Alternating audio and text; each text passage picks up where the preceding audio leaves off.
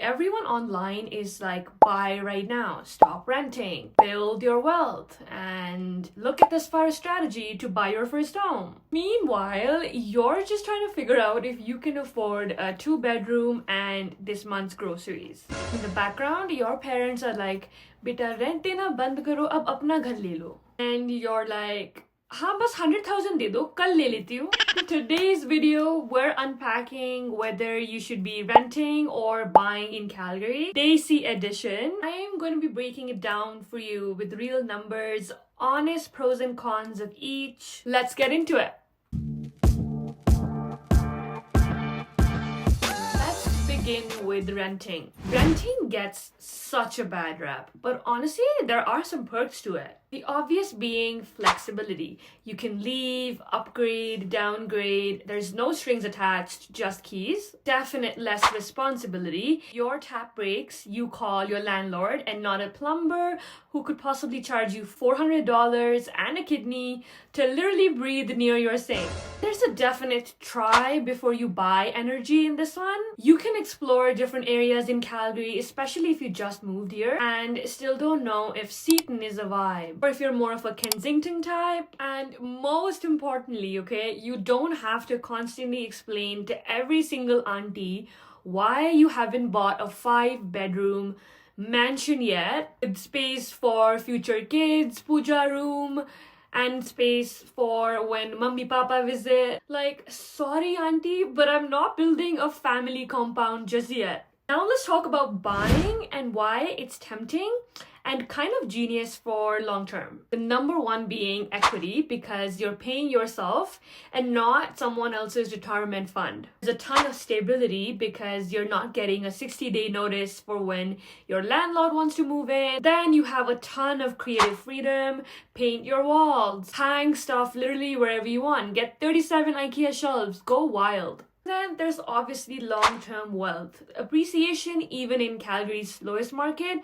is gonna pay you off in the long term because time in the market is always gonna beat timing the market. Also, low-key, the emotional win of saying ye mera ghar hai feels unmatched. Okay, let's look at some numbers because obviously Instagram or my motivation is not gonna help pay your mortgage. If you're renting, okay, for an average modern 2-bedroom townhome or condo in areas like Seaton, Copperfield, or maybe even Skyview, you're possibly looking at an average $2,000. There is obviously no taxes, no insurance, no repairs, but you're also not building equity here. If you are buying that same property, let's assume a purchase price for $400,000, down payment of 5%, which is roughly $20,000. Or mortgage amount would look roughly about $380,000, with an interest rate of around 5.25 for a 5-year fixed term, an amortization of 25 years. Your monthly mortgage comes out to be about $2,270. That includes your principal and your interest.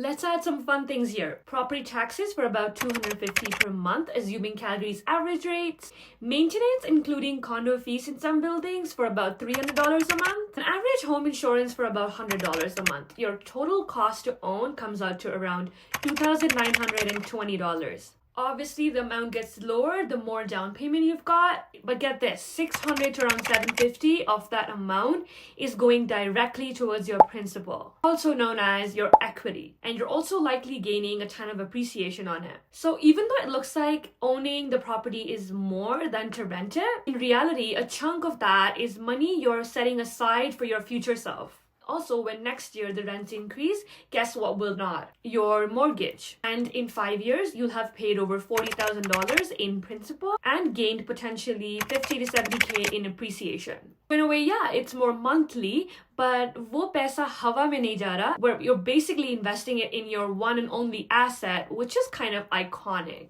Now listen, renting isn't throwing money away and it's not losing. You're obviously paying for freedom. That has real value. When it comes down to it, renting might make perfect sense if you just moved to Calgary and you're still kind of figuring out your city, your plans, and your life, or if you're saving aggressively and you really don't want any maintenance stress. But if you're planning to stay for longer than 3 years and have a stable income and are tired of asking your landlord permission to hang fairy lights, buying might be a power move. Remember that buying is great, but it's not a flex if it destroys your mental health. Your timeline is totally yours, not your cousins who bought a house at 22.